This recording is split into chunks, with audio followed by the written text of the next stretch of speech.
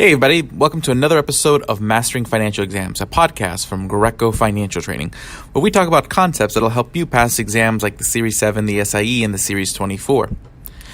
Now, if you're taking these exams, or you're taking your life and health insurance license, or passing designations like the Financial Risk Manager, or Certified Analyst, or Certified Alternative Investment Analyst, we have materials for all of that. So go over to Greco.com, pick up one of our online courses, materials, etc., so that way you can pass your exam. Now today we're going to be talking about what are options. This is always one of those topics that people dread, because options are sometimes kind of a hard thing to appreciate, but the easiest way to think about them is I like to think about them as car insurance. So when you buy car insurance, you are buying a contract from a company, let's say Geico. And when you buy a contract from Geico, why are you buying the car insurance? You're not buying because you just crashed your car. You're buying it because you may crash your car. So you're buying it in anticipation of something happening. And by buying the contract, you have the right to file a claim on that car insurance if something happens. But in order to have that right, you paid the car insurance company a premium. You paid Geico a premium. Well, Geico, on the other side, wrote the contract. They sold you a contract. They are the writer. And they wrote you that contract not because you're going to crash your car. They're really hoping that you don't.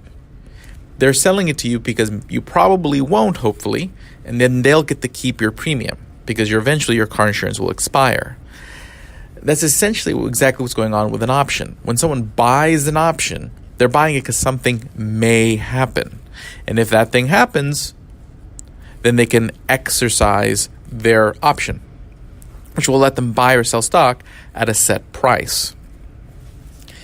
Vice versa, someone who sells an option is selling an option because they think that thing will not happen. So in that case, they expect that you will never use the option that you bought, which means they can just keep your premium. And they all make money that way. So there's options buyers and there are option sellers. Either one is an investor.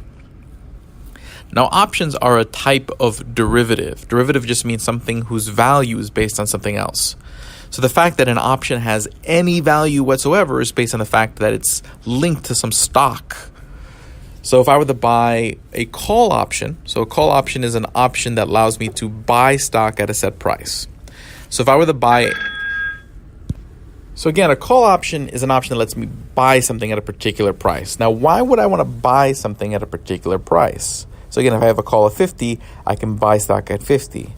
I would only want to have a call option that lets me buy stock at 50 until it expires because I think the price will go up. Because if the stock goes up to 90, I can use the call option to buy the stock at 50 and then go into the market and sell it for 90. But again, how am I buying that stock for 50? Well, it's because someone sold me that call option. And that person who sold me that call option, I'm forcing them to sell me 50 shares. They don't want to, but I'm forcing them to. So that's how a call option works and why I'm expecting the market to go up. But again, that option wasn't free. I had to pay a premium.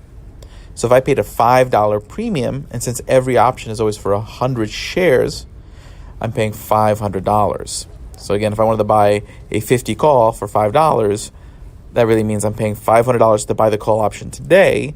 And then over the next 9 months, because that's how long options last, if the stock goes above 50, I'll use the call option to buy stock at 50 and then sell it at the higher market price. So that's with a call option. A put option is just the opposite. A put option lets me sell stock at a set price. So if I buy a put option at 50, or if I buy a 50 put option, then that option will let me sell stock at 50 anytime in the next 9 months. Now, why would I want such a thing? Because if the stock goes down, I can then buy the stock at the lower market price. So let's say it goes down to 30. I can buy the stock in the market at 30 and use my put to force somebody else to buy it from me at 50. So I can put the stock to somebody at the price of 50. That's why it's a 50 put. So if I bought a 50 put for a premium of 5, I'm paying $500 to buy that put now. So that's from the buyer's point of view. So always think call up, put down. A call buyer always profits if the market price is above the strike price, which is at 50. And a put buyer always profits if the price goes below the strike price. So call up, put down. Now for the people who sell options, it's just the opposite. So when the buyer's winning, the seller's losing, and vice versa. As long as you think about it that way, it makes a lot more sense. It makes it a lot easier to follow. It's really just two people placing a bet on where that stock's going to go, and that's why it's a derivative. Because if that stock didn't exist, if that stock didn't have value, that contract would be worthless. That contract only has value because the contract is based on that stock's price. Thus, it's a derivative. In the same way, mortgage derivatives are based on the value of a basket of mortgages. There's something else that it's based on. So this is our first introduction to options. We'll be doing several more on options coming up. So I'll see you guys in the next one. Again, this is Mastering Financial Exams. My name is Alex Merced from Greco Financial Trading. Check us out over there at greco.com. Have a great day and enjoy.